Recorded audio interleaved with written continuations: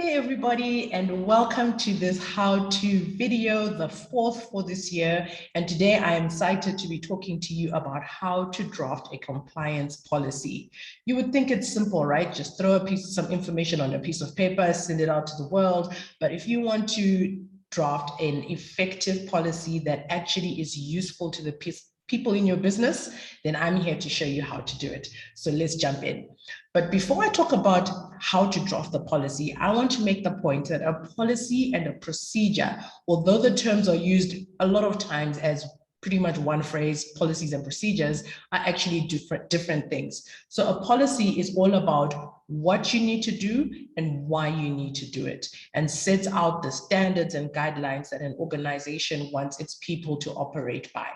And then procedures are all about the how. This is now the step-by-step about how you are going to achieve what has been set out in the procedures. So for example, let's take an AML policy.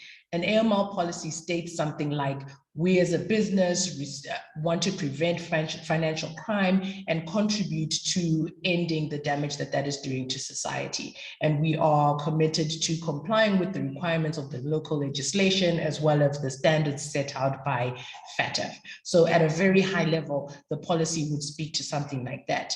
And then your procedures are then going to talk about how you're going to do customer due diligence, how you're going to do suspicious transaction reporting, where do those functions sit, who is responsible for it. So it's now really breaking that down into step-by-step actions. So a policy and a procedure, they work together, but are not the same thing.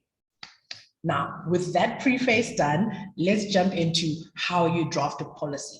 So there's a specific structure that I prefer and a lot of people use as well, but it doesn't mean that you necessarily have to stick to the structure, but I would put it out there and say it's best practice. So at least start with this and then, maybe you can put your personalized spin on it at some point. So first you have the header block, and that's something that's going to include the title of the policy. So like I gave you the example, anti-money laundering or financial crime policy, whatever it's going to be, you're going to have the title in there. And then the name and position of the person who's drafting it. Just obviously for accountability and knowing, who's responsible for putting this together. And then the date the policy was approved and implemented also need to be in there. And that's really just so that, let's take, for example, it's a revision of a policy and not necessarily a new policy. Then you need to know when the policy starts being operational and when it was put into force. And then so that employees also know when it starts to apply. You can't exactly hold people to a policy before it was actually implemented, and having the date in there helps you keep track of that. And then the approving authority, if you are submitting it to, let's say, your audit and risk committee for approval, or different business committees are the ones that approve the policy, then that needs to be stipulated in there, because it means that the right people have had line of sight and have signed up to and committed to this policy and approved it for application. And then the renewal date. Obviously, policies evolve. It's not something that you're going to just have in place and never look at again. So, every so often, some companies like to have an annual review every 2 years, whatever the case may be. How often do you feel that this policy needs to be reviewed, and then document that and put that also as part of your policy management plan, so that when that date comes, you are sure to then come back and review the policy. And then that's pretty much what your header block looks like. It just details all those facts about the policy, and at a glance, a person can see the title of the policy, when it was implemented, who approved it, who wrote it, and when it's going to be renewed next. So that's your header block. And then the first thing you're going to have after your header block is going to be the background. And this is what you're putting down in terms of the context of the policy. Why are you even putting it into place? Has there been a new law introduced? Has there been an amendment to an existing law that has triggered the fact that this policy needs to be created? So you're going to have a section in there that explains the background and the context of the policy. And then a section around the purpose. What is this policy trying to achieve? What is the purpose of having it? Yes, there's a new law, so we're addressing something around that. We're trying to ensure that employees are aware. Let's say if it's the code of conduct, for example. The code of conduct is in there to make sure that the employees are well aware of the company's culture, values, and expectations around how they operate within the organization amongst other employees, with third-party service providers, with clients, whatever the case may be. So that code of conduct, the purpose section, is going to set out exactly what the purpose of that specific policy is.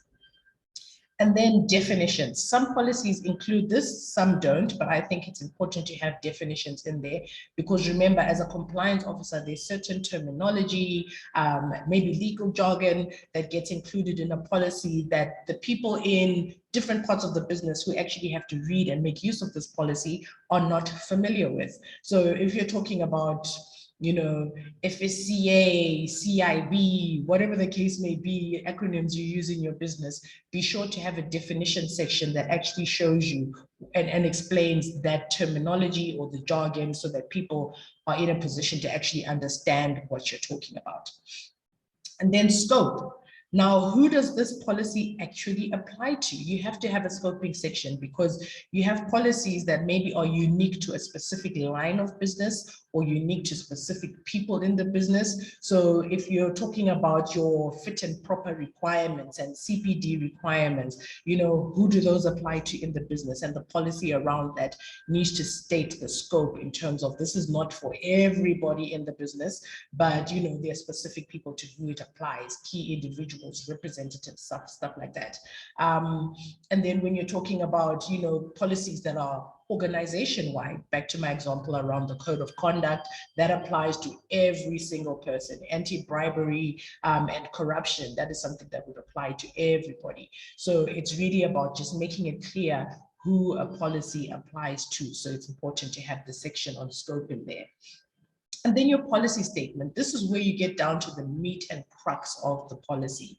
What does it contain? What are the general guiding principles within it? Remember, I said it's not a procedure, so you're not going to start describing the steps that you're specifically going to take to meet the requirements in the policy, but you're stipulating what those requirements are, what are the boundaries, are there any exemptions that might apply. So for example, in your code of conduct, if there's a section around receiving gifts and being entertained by clients that says you're not allowed to receive gifts from clients because maybe it might look like bribery and corruption, potentially there should be a section in there around applying for an exemption from compliance. So if there's a really good reason why you need to have I don't know, a golf day with particular clients or whatever, then there needs to be a process for that to be reviewed and assessed and approved. So you're going to include your exemption requirements and information around that. Again, your procedures might then be the ones that have the specific detail around that. So that's your policy statement. And then related policies and procedures. So if you're addressing something in your specific policy that is also contained in a different policy, so let's say your code of conduct refers to conflicts of interest, but then you have a specific conflict of interest policy that goes into a little bit more depth, then make sure to connect the two and reference your conflicts of interest policies, and also state which procedures need to be referred to for forms, applications, whatever the case may be in that. So you need to detail all of that in your policy, that this policy should be read alongside this policy XYZ and should be read with ABC procedures. So all of that to make sure that you're connecting the dots. And this is also going to lead me to speak to you about consistency checks when you're drafting a policy. Don't just draft a policy in isolation and file it away. You have to make sure that whatever you have stipulated in this policy is consistent in terms of approach and how a topic is addressed in other policies that have similar content to cover similar topics. So it's really important that you do that so there's not a contradiction. Employee A reads this policy and as far as they're concerned, this matter should be handled in this way. And employee B reads another policy and decides that actually, no, it says something completely different. So it's really important to make sure that you have consistency in how subject matter is addressed in your different policies. And then accessibility and user friendliness. At the end of the day, your policy should be in a language that is easy to understand. policies that contain so much legalese that people still need to have to go to the legal department or come to the compliance department to understand exactly what is required of them are not good policies. So simple language, easy to understand, accessible. They shouldn't have to have some long application process or dig through several layers of the website before they can find the policies that they need to find. They need to be easily accessible. Everyone needs to be able to understand and know where they find them, how to reference them, and make use of them. And that's how you ensure that people are actually using the policies, not somewhere in some document repository that no one knows exists. That's not good.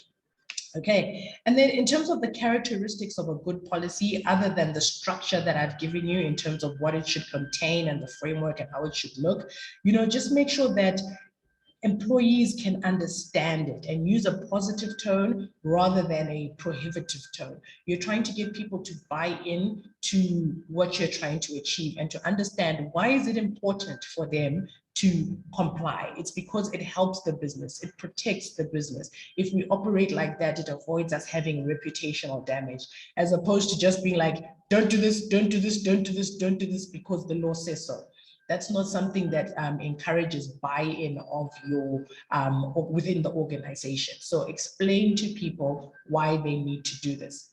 And another important part of policy drafting is then creating the awareness. So once you've created a policy, make sure that the people in the organization to whom it applies are aware that it exists. So communicate to the business, train the business on the contents of the compliance policy, and make sure that they have an opportunity to ask you questions, get clarity. Your policy should even contain a contact person or number or email address, whatever the case may be, if they have questions, concerns, need clarification on the requirements. They should know where they should be able to go to get those answers. So that in essence is what you do to draft a good compliance policy. Make sure you've got your header block, make sure you've got your definitions. It must stipulate the background and purpose of the policy and the scope of the policy, and then the policy statement and any other related policies and procedures that need to be consulted to make sure that they have a full view of the subject matter being discussed. So I hope you found that really, really helpful. I think policies are an amazing part of a compliance program and are a great way for people to be informed about their expectations that are arising and what the organization's position is with respect to implementation and complying with regulatory requirements, as well as establishing a firm culture of compliance. It means that nobody has got any excuses for not knowing, because you have policies that are clear, easy to understand, and accessible for them to reference in terms of managing their behavior and conduct. I hope you enjoyed this how-to video. Let me know in the comments if you have any thoughts or anything else that you potentially put in your comments.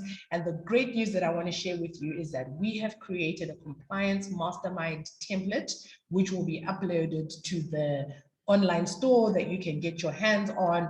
If you don't want to have to listen to this video and type out everything that I'm saying, you can go and get your hands on a template that's easy to use and create your compliance policy.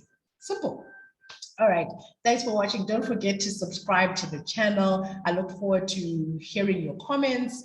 And again, let me know what topics you want me to cover in the how-to video series. I'll be excited to create those for you. But yeah, in the meantime, subscribe to the channel, click on the notification button so that you are sure to not miss anything when I upload a video next. And don't forget to also visit KC Compliance Learning and see all of our online courses that we have in there. The Compliance Risk Management one-on-one course is really great and talks about the compliance program and things like compliance policies and procedures that are used to be as a part of the compliance program. So be sure to check that out. But until next time, bye.